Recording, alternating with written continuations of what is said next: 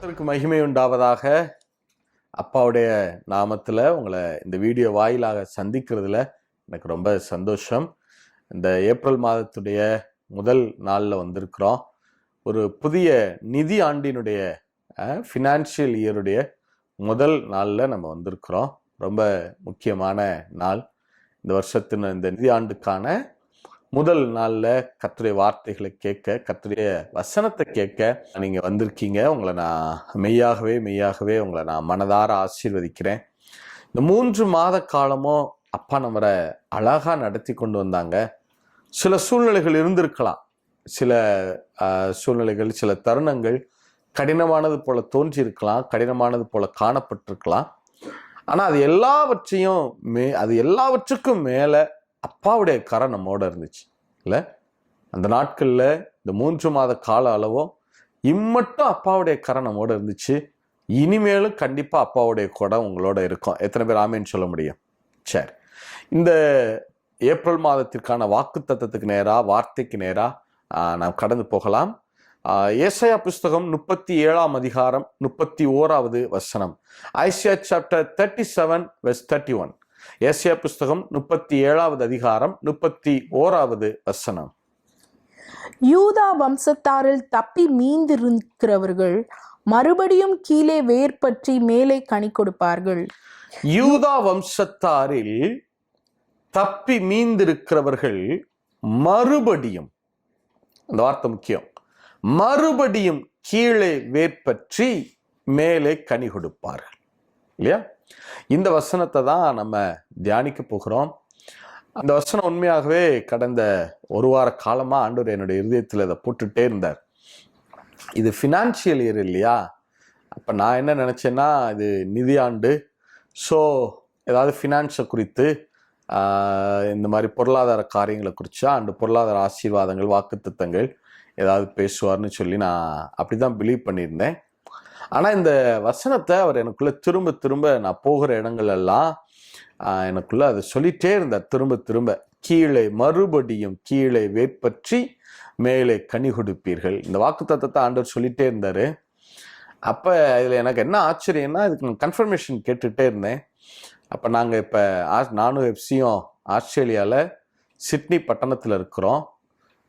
Pastor Santhosh, ஜிசிசியுடைய grace covenant church pastor Santhosh, Lisa Santhosh அவங்க வீட்டில் தான் நாங்கள் இருக்கிறோம். எங்களுக்கு ரொம்ப இனிமையான, எங்கள் இருதயத்துக்கு ஏற்ற குடும்பம். அவங்க வீட்டில் ஒரு கார்டனில் ஒரு ஆப்பிள் ட்ரீ. இந்த வாக்குத்தத்தத்தை நான் யோசிச்சுட்டே ஒரு நாள் பின்னாடி இப்படி காலையில் வந்து பார்த்தப்ப, அந்த மரத்துக்கு மேலே உச்சியில் 2 ஆப்பிள், மேலே 2 ஆப்பிள் வந்து புதுசாக வந்திருக்கு. அதை பார்த்த உடனே எனக்கு எல்லாம் அந்த பழத்தை கவனிச்சியா அப்படின்னு. ஆமாண்டவரே, மேலே 2 பழம், அந்த மேலே 2 கனின உடனே எனக்கு டக்குன்னு ஆவியான உள்ள இதைத்தான் நான் அவன்கிட்ட பேசிகிட்டே இருக்கேன். கீழே வேற்பற்றி மேலே கனி கொடுப்பீர்கள் இல்லை? அந்த வசனத்தை தான் ஆண்டவர் எனக்கு அதை கன்ஃபார்ம் பண்ண, ரொம்ப அது பவர்ஃபுல்லாக எனக்குள்ளே வந்துச்சு. அதனால அதைத்தான் நான் உங்களோட பகிர்ந்து கொள்ள போகிறேன். இந்த வார்த்தை, இந்த வசனத்தை கேட்குற எல்லாருக்குமான்னா எனக்கு தெரியாது. ஆனால் இந்த வார்த்தையை யாரோ சிலரோடு, நான் திரும்பவும் சொல்கிறேன், உண்மையாகவே யாரோ குறிப்பிட்ட சிலரோடு தான் ஆண்டவர் இந்த வாக்குத்தத்தத்தை பேச விரும்புகிறாருன்னு நான் நினைக்கிறேன். அதனால நான் இதை சுருக்கமாக, அதே நேரத்தில் உங்களுக்கு தெளிவாகவும் இதை விளக்கி சொல்ல நான் விரும்புகிறேன். மீண்டும் ஒரு விஷயம் யாவரும் எடுத்துக்கொள்ளலாம். ஏசாயா புஸ்தகம் 37, 31. Isaiah chapter 37 verse 31. யூதா வம்சத்தாரில் தப்பி மீந்திருக்கிறவர்கள், யூதா வம்சத்தாரில் தப்பி மீந்திருக்கிறவர்கள் மறுபடியும் கீழே வேற்பற்றி, மறுபடியும் கீழே வேற்பற்றி மேலே கனி கொடுப்பார்கள், மேலே கனி கொடுப்பார்கள். அப்ப ஆண்டவர் சொல்லும்போது ஏசாயா தீர்க்கதரிசியை கொண்டு ஆண்டவர் இந்த வாக்குத்தத்தத்தை கொடுக்கிறார்.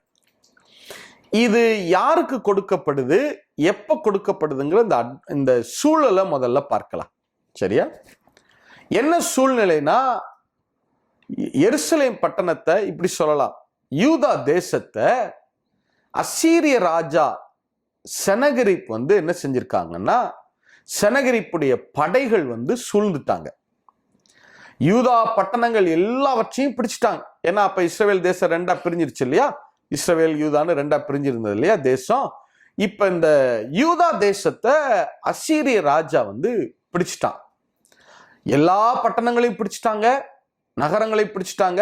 இப்ப எருசலேம் மட்டும்தான் பாக்கி. இப்ப அசீரிய ராஜா வர்றான் அப்படின்னு சொன்ன உடனே என்ன செஞ்சிட்டாங்கன்னா, தேசமே சிதறி ஓடுறாங்க, பல இடங்கள்ல ஓடுறாங்க.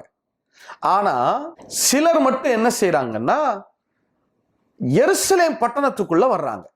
அதாவது அசீரிய ராஜா யூதாவின் மற்ற பட்டணங்களை எல்லாம் பிடிக்கிற போது எல்லாரும் சிதறி ஓடுறாங்க, பல பேர் அவங்க கைது செய்யறாங்க. அப்ப சிலர் மட்டும் என்ன செய்யறாங்கன்னா, எருசலேமுக்குள்ள, எருசலேமுடைய அரணிப்பான அந்த அலங்கத்திற்குள்ள ஓடி வந்துடுறாங்க. எருசலேமை அடைக்கலமா தேடி என்ன செய்யறாங்க, ஓடி வர்றாங்க. அப்ப எருசலேம் பட்டணத்துக்குள்ள வந்ததுனால அவங்க அத்தனை பேரும் என்ன செய்யப்பட்டிருக்கிறாங்க, தப்பு வைக்கப்பட்டிருக்கிறாங்க. இதைத்தான் அங்க மீதியானவர்கள் அப்படின்னு சொல்லப்படுது. அசீரிய ராஜா எல்லாவற்றையும் பிடிச்சு, யூதா கோத்திரங்களை, யூதாவுடைய பட்டணங்களை எல்லாம் பிடிச்சு எல்லாவற்றையும் அழிச்சிட்டான். பட்டணங்களை அழிச்சிட்டான், எல்லா பட்டணங்களையும் இடித்து தரைமட்டமாக்கிட்டான், மக்களை எல்லாம் கைது செஞ்சிட்டான். அந்த வயல்வெளிகள் எல்லாவற்றையும், விளைஞ்சிருந்த வயல்வெளிகளை எல்லாம் அசீரிய ராணுவம் சாப்பிட்டுட்டாங்க. மீதி இருந்த கதிர்களை கூட என்ன செஞ்சிட்டாங்க, எல்லாத்தையும் வெட்டி எரிஞ்சிட்டாங்க. எல்லா மரங்களும், யூதா தேசத்துல இருந்த எல்லா மரம் செடி கொடிகள் எல்லாவற்றையும் என்ன செஞ்சிட்டாங்க, வெட்டி எரிஞ்சிட்டாங்க. வேரோட வெட்டி, வேற மட்டும் விட்டுட்டு என்ன செஞ்சிட்டாங்க, எல்லாத்தையும் வெட்டி எடுத்துட்டாங்க. அசீரிய சகலமும் நிர்மூலமாய் கிடக்கு. செனகெரிப்புடைய தளபதி ரப்சாக்கே இதை எல்லாத்தையும் பண்ணிட்டான்.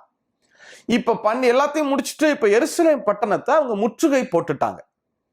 இந்த யூதா தேசத்துல இருந்த சில பேர் மட்டும் என்ன செஞ்சிட்டாங்கன்னா, எங்க ஓடி வந்துட்டாங்கன்னா, எருசலேம் பட்டணத்துக்குள்ள அடைக்கலம் புகுந்து ஓடி வந்துட்டாங்க.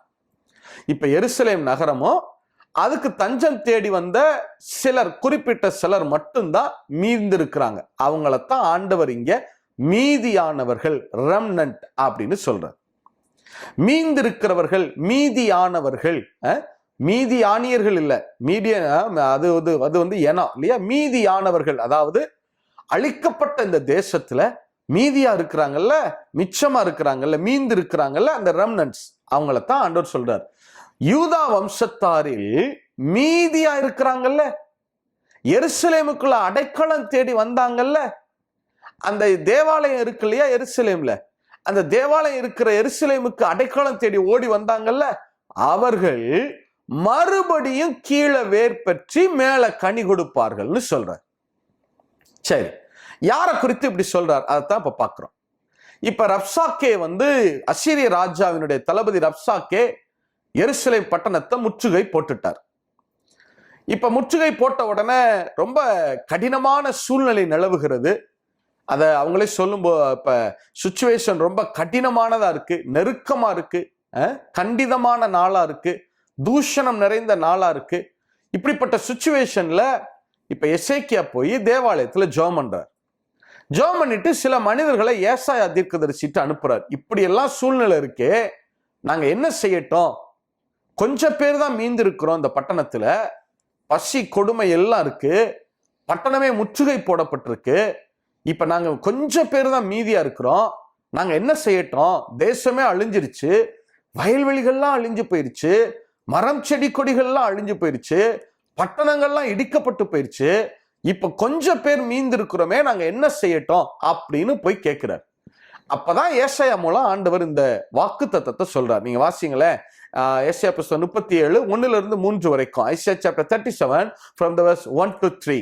ஏசாயா புஸ்தகம் 37ஆம் அதிகாரம் 1-3 வரைக்கும்.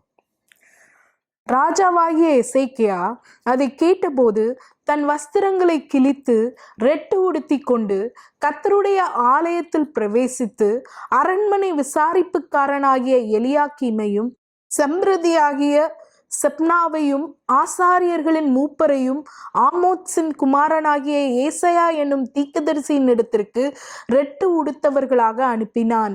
இவர்கள் அவனை நோக்கி, இந்த நாள் நெருக்கமும் கண்டிதமும் தூஷணமும் அனுபவிக்கிற நாள், பிள்ளை பேரு நோக்கி இருக்கிறது, பெறவோ பலனில்லை.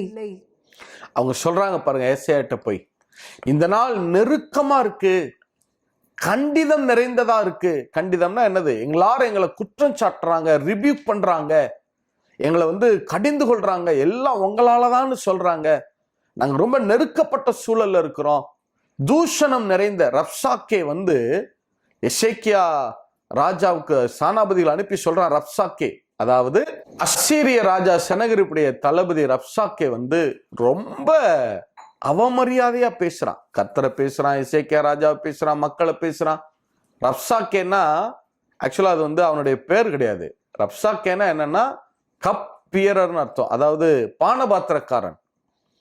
அவன் யார அனுப்பிச்சிருக்கான்னா தனக்கு, அதாவது செனகரிப், அசீரிய ராஜா செனகரிப் தனக்கு பானபாத்திரக்காரனா இருந்த ரப்சாக்கைய பின்னாட்கள்ல ஒரு படைத்தளபதியா ஆக்கியிருக்கான். அவன் தான் நிக்கிறான். தூஷணம் பண்றவன் ஒரு பானபாத்திரக்காரன், ராஜாவுக்கு மது எடுத்து கொடுக்கிற ஒரு பானபாத்திரக்காரன், திராட்சரசம் எடுத்து கொடுத்துக்கிறவன். அவன் இஸ்ரவேலின் தேவனை நிந்திக்கிறான், எசேக்கியா ராஜாவை நிந்திக்கிறான். அதான் அவங்க சொல்றாங்க, தூஷணம் நிறைந்த நாளா இருக்கு, இவன்லாம் எங்களை பேசுற நிலைமையில நாங்க இருக்கிறோம் அப்படின்னு சொல்றாங்க. அப்பதான் ஆண்டவர் சொல்றாரு, ஏசாயாவை கொண்டு சொல்றாரு, இல்ல, யூதா வம்சத்தாரில் மீதியானவர்கள் மறுபடியும் கீழே வேர்பற்றி மேலே கனி கொடுப்பார்கள். அப்படின்னா நல்லா கவனிங்க, இதை யாருக்கு சொல்றாருன்னா, மீதியானவர்கள்னா என்னன்னு இப்ப உள்ள கரண்ட் சிச்சுவேஷனுக்கு நான் சொல்றேன். மீதியானவர்கள்னா என்னன்னா, எல்லா சூழ்நிலைகளும் அற்றுப்போய் நம்ம இத்தனை வருஷம் கட்டி வைத்திருந்த பல காரியங்கள், பட்டணங்கள் இடிச்சாங்க இல்லையா, அத போல நாம கட்டி வச்சிருந்த பல விஷயங்கள் இடிந்து போய் கிடக்கும் இல்ல. அவங்களுடைய உழைப்பு எல்லாம் அற்று போய் எல்லாமே முடிஞ்ச நிலையில, வயல்வெளிகள் எல்லாம் அறுப்புண்டு போய் கிடக்கு, மரம் செடி கொடிகள் விளைச்சல் எல்லாம் வெட்டப்பட்டு கிடக்கு, பட்டணங்கள் எல்லாம் இடிந்து போய் கிடக்கு. இப்படிப்பட்ட சூழ்நிலையில இந்த பினான்சியல் இந்த இயர்ல எனக்கு வேலை இல்லை, ஜாப் இல்லை, எனக்கு என் பிசினஸ் அடி மேல அடி வாங்கிட்டு இருக்கு, இந்த பினான்சியல் இயரை நான் தாண்டுவனான்னு எனக்கு என்ன செய்யல தெரியல, எத்தனையோ ஆயிரங்கள் லட்சங்கள் வரி கட்டிட்டு இருந்த என்னால இப்ப என்னுடைய வாழ்க்கையை நடத்துறதே என்னவா இருக்கு, கஷ்டமா இருக்கு, எல்லாம் இடிஞ்சு போய் கிடக்கு அப்படின்னு சொன்னா, இந்த சூழ்நிலை இருந்து கூட கர்த்தர் மேல விசுவாசம் வச்சுட்டு நீங்க நிக்கிறீங்க இல்லையா, இவ்வளவு இருந்தும் அவங்க கர்த்தர் இருக்கிற அந்த பட்டணத்தை தேடி வர்றாங்க. எல்லாம் இடிஞ்சு போயும் அந்த ஜனங்கள் என்ன செய்யறாங்க, யூதா வம்சத்தார்ல சில பேர் என்ன செய்யறாங்க, எருசலேமுக்குள்ள கர்த்தரை தேடி ஓடி வந்தாங்கல்ல, அத போல இது எல்லாம் அற்று போனாலும் விசுவாசத்தை விட்டு விலகாம இருக்கீங்கல்ல, நீங்க தான் கர்த்தருடைய பார்வையில ரெம்னன்ட்ஸ், மீதியானவர்கள். பணத்தை வச்சு நான் மேல வந்துடலாம், மனிதர்களுடைய தயவை வச்சு நான் மேல வரலாம், ப்ரமோஷனை வச்சு நான் மேல வந்துடலாம், அல்லது யாரையாவது மனிதர்களுடைய தயவுல அவங்களோட போய் சேர்ந்து நின்னா, இவங்களோட போய் சேர்ந்து நின்னா, அவங்களோட என்னை நினைச்சுக்கிட்டா, இவங்களோட என்னை நினைச்சுக்கிட்டா, அவங்களுடைய பேர் பிரஸ்தாபத்தை வச்சு அதோட சேர்த்து நானும் என்ன செஞ்சிடலாம், மேல வந்துடலாம், அவங்க என்னை அடையாளம் காட்டுவாங்க, இவங்க என்னை அடையாளம் காட்டுவாங்க, இவங்க எனக்கு உதவி செய்வாங்க, அப்படிலாம் மனிதர்களை தேடி போகாம, அதுக்கு ஒரு கூட்டம் இருந்தாலும், பெரிய ஒரு கூட்டம் அப்படி இருந்தா கூட அதெல்லாம் வேண்டாம், கர்த்தருடைய காருண்ய என்னைய பெரியவனாக்குன்னு உட்கார்ந்து இருக்கீங்கல்ல, நீங்க தான் கர்த்தருடைய பார்வையில மீதியானவர்கள். எத்தனையோ சூழ்நிலைகள்ல பாடல் என்னுடைய ஆத்துமாக்களை தேற்றலாம், ஆராதனைகள் அவசியம் இல்லைன்னு சொல்லல, பாடல் என்னுடைய ஆத்மாவை தேற்றலாம், அது உற்சாகப்படுத்தலாம். ஆனா என்ன சூழ்நிலை இருந்தாலும் பாடல்களை விட, தீர்க்க தரிசனங்களை விட, மற்ற எதை பார்க்கிலும், சொப்பனங்களை காட்டிலும், தரிசனங்களை காட்டிலும், வேற எதை காட்டிலும் கர்த்தருடைய வசனம் மேலானது, வார்த்தை மேலானது, அதுக்கு தான் நான் முக்கியத்துவம் கொடுப்பேன்னு நீங்க உட்கார்ந்து இருக்கீங்க இல்லையா, காத்திருக்கீங்கல்ல, நீங்க தான் கர்த்தருடைய பார்வையில மீதியானவர். அன்னைக்கு அந்த யூதா வம்சத்தார் தேடி வந்தாங்க பாருங்க, வேற எங்கேயும் அடைக்கலம் கேட்டு போகல, அசீரிய ராஜாட்டையே போய் அடைக்கலம் நாங்களா சரண்டர் ஆகிறோம்னு போய் நிக்கல, கர்த்தருடைய சமூகத்தை தேடி எருசலேமுக்கு தேடி வந்தாங்க இல்லையா, அவங்க தான் மீதியானவர்கள் இல்ல. அப்ப கர்த்தருடைய வார்த்தையை நம்பி, வாக்குத்தத்தத்தை நம்பி, பணத்தை நம்பாம, மனிதர்களை நம்பாம, சூழ்நிலைகளை நம்பாம, அதாவது விசுவாசமே ஷேக்கானா கூட, விசுவாசமே குறைந்து போன கொஞ்ச நெஞ்ச விசுவாசம் தான் பிரதர் இருக்கு, அடியில வேர் மட்டும் மட்டும்தான் ஒட்டிட்டு இருக்கு பிரதர், எல்லாம் வெட்டப்பட்டு போச்சு அப்படிங்கிற சூழ்நிலை இருக்கீங்கல்ல, அப்படி இருந்தா கூட அந்த விசுவாசத்தை விடாம இருக்கீங்கல்ல, நீங்க தான் கர்த்தருடைய பார்வையில மீதியானவர். அப்ப ஆண்டவர் உங்களை பார்த்து தான் இந்த வார்த்தையை சொல்றார். நல்லா கவனிங்க. யூதா வம்சத்தார் எருசலேமுக்கு வந்துட்டாங்க. ஆண்டவர் சொல்றாரு, நீங்க பயப்படாதீங்க, ரப்சாக்கே திரும்பி போயிடுவான், அசீரிய தளபதி போயிடுவான், செனகரிப் உங்கள்கிட்ட என்னெல்லாம் பண்ணியிருந்தாலும் கவலைப்படாதீங்க அப்படின்னு அவங்களை தேற்றுகிறார். ஏன்னா செனகரிப் அவன் செஞ்ச விஷயம் கொஞ்சம் நெஞ்சம் இல்லை. செனகரிப்னா ஹீப்ரு பாஷையில் அழிவின் முட்புதர் அப்படின்னு அர்த்தம். பிராம்பிள் ஆஃப் த டெஸ்ட்ரக்ஷன், அழிவின் முட்புதர். அவன் ஒரு பட்டணத்துக்குள்ள நுழைஞ்சான்னா, ஒரு தேசத்துக்குள்ள நுழைஞ்சான்னா, அந்த தேசமே என்ன ஆயிரும்னா முள் புதர் மாதிரி மாத்திருவானா, அதை எல்லாவற்றையும் வெட்டி நிர்மூலமாக்கி அந்த தேசத்தை என்ன ஆக்கிடுவான், முள் புதரை போல ஆக்கிடுவான். எத்தனை பேருடைய வாழ்க்கை அப்படி இருக்கு? என் வாழ்க்கையில எல்லாமே அற்று போயிருக்கு, நெருஞ்சில் முட்களும் முள்ளுகளும் தான் பிரதர் இருக்கு, நான் எல்லாவற்றையும் இழந்த சூழல்ல நிக்கிறேன், வேர் மட்டும்தான், கொஞ்சோண்டு வேர், அந்த விசுவாச வேர் மட்டும்தான் பிரதர் ஒட்டிட்டு இருக்கு, ஒரு தண்டு இல்ல, ஒரு கிளை இல்ல, ஒரு பூ இல்ல, ஒரு கனி இல்ல, எதுவுமே இல்லை, எல்லாம் வெட்டப்பட்டு போய் கிடக்கு அப்படிங்கிற சூழல் இருக்கும் இல்லையா? இந்த செனகரிப் எல்லாவற்றையும் வெட்டி எரிஞ்சிட்டான். அதுவும் பாருங்களேன், அவன் செனகரிப்புக்கு இன்னொரு மீனிங் என்னன்னா சின் த காட் அப்படின்னு அர்த்தம், பாவத்தின் கடவுள்னு அர்த்தம். சில பேர் நினைக்கலாம், பிரதர் நான் செஞ்ச சில தவறுகளால தான் இன்னைக்கு நான் இந்த நிலைமையில நிக்கிறேன், என்னுடைய குற்றங்கள் தான், என்னுடைய தவறுகள் தான் இன்னைக்கு என்னை எல்லா இடத்தையும் எல்லா காரியங்களையும் அழிச்சிருக்கு பிரதர், நான் எல்லாவற்றையும் இழந்த சூழல் என்னுடைய தவறுகள் தான் நீங்க சொல்லலாம். ஆனா கூட என்னுடைய பலவீனங்கள் மத்தியிலும் கூட இன்னும் நான் கர்த்தர் மேல வைக்கிற விசுவாசத்தை விட்டுறல பிரதர் சொல்றீங்க இல்லையா, நீங்க தான் மீதியானவர். அப்ப சிச்சுவேஷன் என்ன? ஏசாயாவை கொண்டு ஆண்டவர் பேசும்போது என்ன சொல்றாரு? ரப்சாக்கே வந்துட்டான், ஒரு பானபாத்திரக்காரன், இவன்லாம் நம்மளை தூஷிக்கிறான். நம்ம டிஸ்கிரிமினேட் பண்ணல எந்த மனுஷனையும், நம்ம இழிவா தரம் தாழ்ந்து சொல்லல, வேலை இழிவானதல்ல, பானபாத்திரக்காரன்கிற அந்த வேலையை நான் இழிவு சொல்லல, எந்த வேலையும் இழிவானது இல்லை. ஆனா ஒரு ராஜாவுக்கு கைலாகு கொடுத்து மதுபானம் குடிக்க கொடுத்தவன் எசேக்கியா ராஜாவை தூஷிக்கிற அளவுல இருக்குல்ல. சில நேரங்களில் நம்ம யாரையும் அற்பமா நினைக்கிறது இல்லை, நினைக்க மாட்டோம். ஆனா இவங்கெல்லாம் என்னை தூஷிக்கிற அளவுக்கு, இவங்கெல்லாம் பேசுற அளவுக்கு ஆயிடுச்சு ஆண்டவரே அப்படின்னு சூழ்நிலை இருக்கும் பார்த்தீங்களா? அப்படிப்பட்ட சூழல்ல எசேக்கியா நிக்கிறார், அந்த மீதியான ஜனங்கள் நிக்கிறாங்க. இப்ப யோசிச்சு பாருங்க, பட்டணமே முற்றுக, சாப்பாடு இல்லை. சரி, பட்டணத்தை விட்டு வெளியே பார்த்தா இப்ப ஆண்டவர் சொல்லிட்டார், ரப்சாக்கே போயிடுவான், நீ பயப்படாதன்னு சொல்லிட்டார். அதே சொன்னபடியே ரப்சாக்கே திரும்பி போயிட்டான், செனகரிப் ராஜா திரும்பி போயிட்டான். ஆண்டவருக்கு ஒரு தூதனுக்கு கட்டளை இடுகிறார். 1,86,000 பேர் அவங்க என்ன செய்யறான், ஒரே தூதன் கொன்று போட்டான். ரப்சாக்கே திரும்பி போயிட்டான். இப்ப ஜனங்கள் பட்டணத்துல இருந்து மீதியா இருக்கிற, நல்லா கவனிங்க, ஆண்டவர் சொன்னபடியே பட்டணத்தை விடுதலை ஆக்கிட்டார். எருசலேமின் மேல செனகரிப் கை போடல, அவனுக்கு பெர்மிஷன் கொடுக்கல. மீதியானவர்கள் மேல, எருசலேம்ல மீந்திருந்த ஜனங்கள் மேல, ரெம்னன்ட்ஸ் மேல அவன் கையை நீட்ட அலோவ் பண்ணல. ஒரே ஒரு தூதன் அனுப்புறார், ஒரு பெரிய சங்காரத்தை உண்டு பண்ணுகிறார். ரப்சாக்கே தளபதி திருப்பி போயிட்டான். இப்ப மீந்திருக்கிற ஜனங்கள் அவங்களுடைய எதிர்காலத்தை பாருங்க. எருசலேம் பட்டணத்தை விட்டு வெளியே பாக்குறாங்க, மரங்கள் எல்லாம் வெட்டப்பட்டு கிடக்கு, வேர் மட்டும்தான் பாக்கி, வயல்வெளிகள் எல்லாம் அறுப்புண்டு போய் கிடக்கு, எதுவுமே இல்லை. அவங்க வெளியே பார்த்தா கிராமங்களை பார்க்கறாங்க, வயல்வெளிகளை பார்க்கறாங்க, எல்லாம் அறுப்புண்டு போய் கிடக்கு. எதிர்காலமே இப்ப என்ன செய்வோம், சாப்பாட்டுக்கு என்ன செய்வோம், எதிர்காலமே சூனிய மாதிரி இருக்கு, எதுவுமே எல்லாம் அற்று போன நிலைமை. அப்பதான் ஆண்டவர் சொல்றாரு, எதுவுமே இல்லை, எல்லாம் அற்று போச்சுன்னு நீ சொல்றீல்ல, ஒன்னும் கவலைப்படாத, கீழே திரும்ப வேர்பற்றுவ. அதே வார்த்தையை தான் அப்பா உங்களுக்கு சொல்றாரு இந்த நாள்ல. எல்லாமே இழந்து போன சூழ்நிலை இருக்கலாம் பிரதர், வேலை இல்லாமல் இருக்கலாம், இப்போ இருக்கிற டெக்னாலஜியில் உங்களுடைய ஐடி ஜாப்ல நிறைய பிரச்சனை இருக்கலாம், பிஸ்னஸ்ல நிறைய அடி வாங்கியிருக்கலாம், எல்லாமே அற்றுப்போன சூழ்நிலை இருக்கலாம். ஒன்று கவலைப்படாதீங்க, நான் கர்த்தருடைய வார்த்தையை சொல்றேன், கர்த்தர் அப்பா சொன்ன வார்த்தையை சொல்றேன், அப்பாவுடைய வார்த்தையை நம்புங்க, அப்பா எல்லாம் பார்த்து கொள்ளுவார், மறுபடியும் உங்களை கீழே வேர்பற்றி மேலே கனி கொடுக்க பண்ணுவார். எத்தனை பேர் ஆமேன்னு சொல்ல முடியும்? நான் டிக்ளேர் பண்றேன், நீங்க கீழே வேர்பற்றுவீங்க. திரும்ப நீங்க அந்த விசுவாச வேர் உங்களுக்குள்ள இருக்கு இல்லையா, அதுல இருந்து ஒரு கிளையை எழும்ப பண்ணுவா இல்ல. அதுக்கு ஆண்டவர் ஒரு வசனம் சொல்றாரு பாருங்க, முந்தின வசனம் வாசிங்களே, ஏசாயா புஸ்தகம் 37:30 வாசிங்களேன். Isaiah chapter 37 verse 30. உனக்கு அடையாளமாய் இருப்பது என்னவென்றால், உனக்கு அடையாளமாய் இருப்பது என்னவென்றால் அப்படின்னா என்ன அர்த்தம்னா, எப்படி பிரதர் எப்படி சொல்றீங்க, கீழே நான் வேர்பற்றுவேன் மேல கனி கொடுப்பேங்கிறதுக்கு என்ன அடையாளம், என்ன உத்தரவாதம் இருக்கு?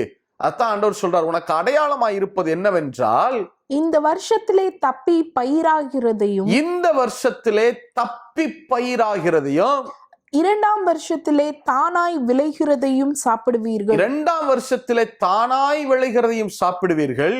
மூன்றாம் வருஷத்திலோ விதைத்து அறுத்து திராட்சை தோட்டங்களை நாட்டி அவைகளின் கனிகளை புசிப்பீர்கள். அப்படின்னா என்ன அர்த்தம்னா, இந்த வருஷத்துல தப்பி பயிராகிறதை புசிப்பீங்க. அப்படின்னா என்ன அர்த்தம்னா, வேர் மட்டும்தான் இருக்கு, வயல்வெளிகள்ல வேர் மட்டும்தான் இருக்கு, மரங்களுக்கு வேர் மட்டும்தான் இருக்கு. அப்பதான் ஆண்டவர் சொல்றாரு, அந்த வேர்ல இருந்து ஒரு ஷூட் எழும்பி வரும். நீ தண்ணி ஊத்த மாட்ட, நீ எதுவும் செய்ய மாட்ட, உன்னுடைய பிசினஸ் கடைசியா கொஞ்சம் மீந்து இருக்குல்ல, உன்னுடைய நம்பிக்கை கொஞ்சோண்டு எனக்குள்ள இருக்குல்ல, எல்லா விசுவாசம்லாம் ஷேக் ஆகிருக்கலாம், விசுவாசம்லாம் ஏறக்குறைய என்னது, அதாவது விசுவாசத்தை இழக்கலைனாலும் விசுவாசம் குறைந்த சூழ்நிலையில நடக்குமா, இது காணப்படுமா அப்படிங்கிற சூழல் குறைந்து போயிருப்போம்ல, பலவீனத்துல விசுவாசம் அற்று போகல, ஆனா கொஞ்சோண்டு இருக்கு பிரதர், சின்ன ஒரு வேர் இருக்கு பிரதர் அப்படின்னு சொல்லுவோம்ல, அந்த வேர்ல இருந்து கர்த்தர் ஒரு கிளையை எழும்ப பண்ணுவார். எத்தனை பேர் ஆமேன்னு சொல்ல முடியும்?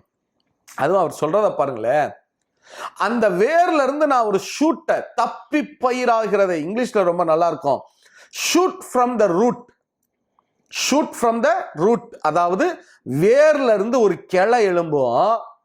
அது சும்மா ஏதோ வேர்ல இருந்து லேசா எழும்புற கிளை நினைக்காத, அந்த கிளையில விளையிறதே இந்த வருஷம் திருப்தியாய் சாப்பிடுகிற அளவுக்கு சஃபிஷியண்டா இருக்கும். உங்களுடைய பிசினஸ் அற்று போயிருக்குன்னு சொல்றீங்கல்ல, உங்களுடைய எதுவுமே இல்லைன்னு சொல்றீங்கல்ல, கர்த்தர் அதுல இருந்து ஒரு சின்ன துளிரை எழுப்புவாரு. ஒரு சின்ன வாய்ப்பு தானே, சின்ன சான்ஸ் தானே, சின்ன ஒரு வேலை தானே, சின்ன ஒரு பிசினஸ் தானே, இதுல இருந்து என்ன கிடைக்கும்? இல்ல, அதுல இருந்து கிடைக்கிறத வச்சு கர்த்தர் உங்களை சஃபிஷியண்டா இந்த வருஷம் போஷிக்க ஆரம்பிப்பார். எத்தனை பேர் ஆமேன்னு சொல்ல முடியும்?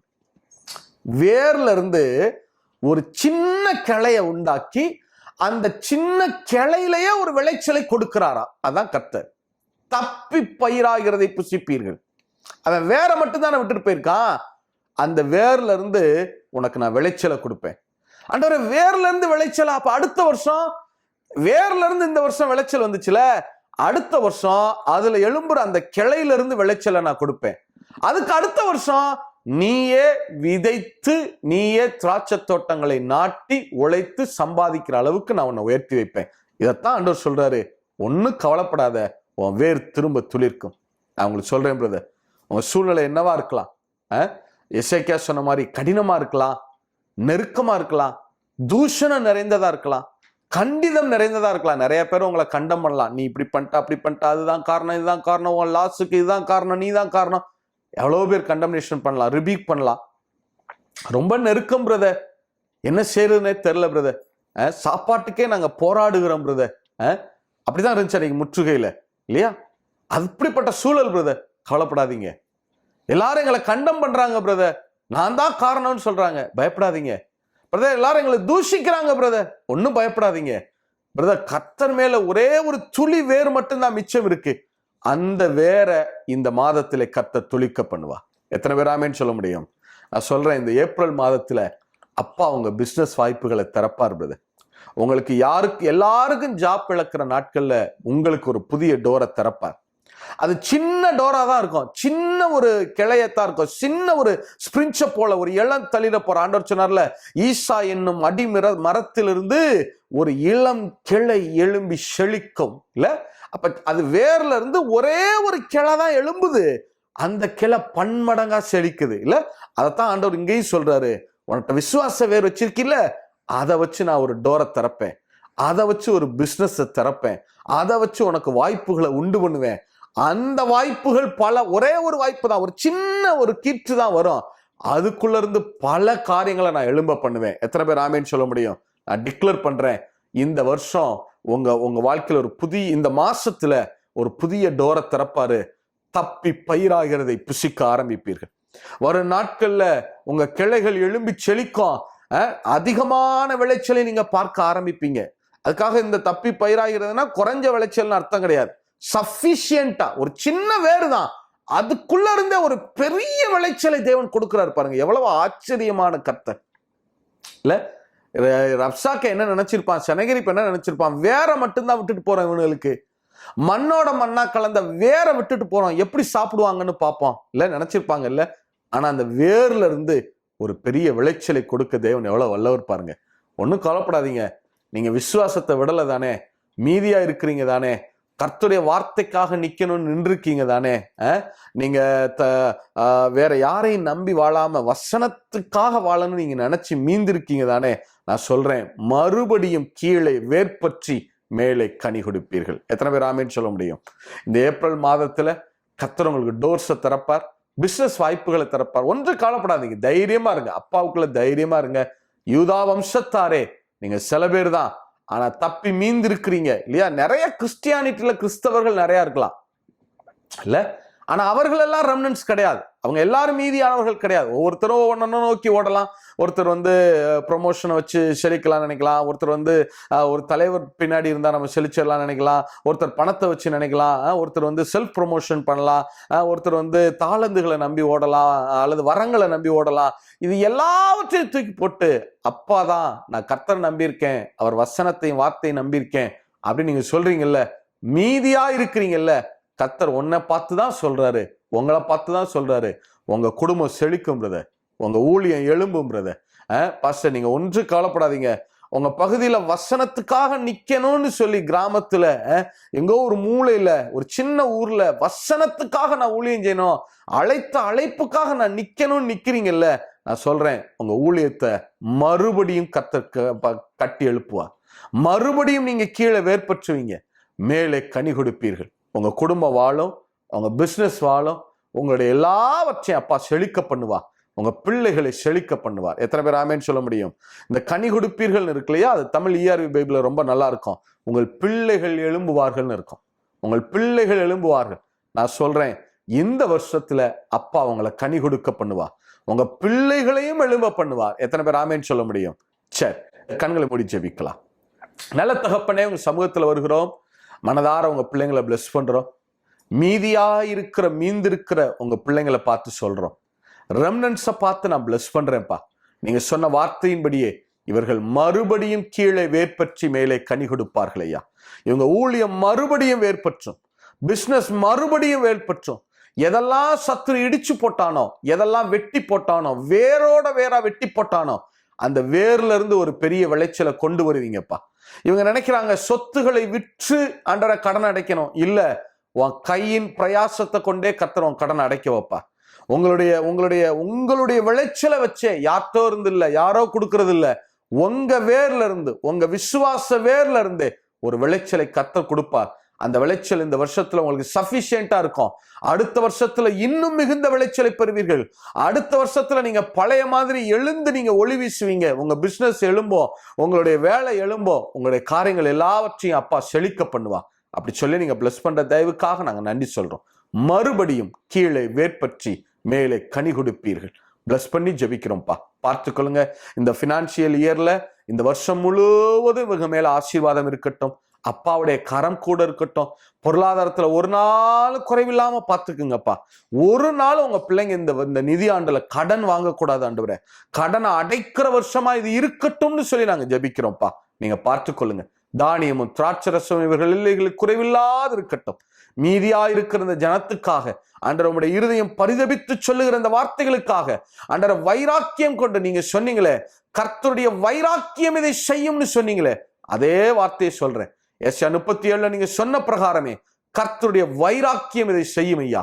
உங்க பிள்ளைகளை மறுபடியும் கீழே வேர்பற்றி மேலே கனி கொடுக்க பண்ணுவேன். அப்படி சொல்லி நாங்க பிளஸ் பண்றோம். எல்லாவற்றையும் மீட்பெரும் மெய்ப்பெருமாகிய நீங்க கேட்டு எங்க ஜெபத்துக்கு வார்த்தைகளுக்கு ஆமென்னு சொன்னதற்காக, அப்படியே ஆகட்டும் என்று சொன்னதற்காக உள்ளத்தின் ஆழத்திலிருந்து நன்றி செலுத்துகிறோம். எல்லாவற்றையும் இயேசுவின் நாமத்தில் ஜெபிக்கிறோம் நல்ல பிதாவே, ஆமென். God bless you.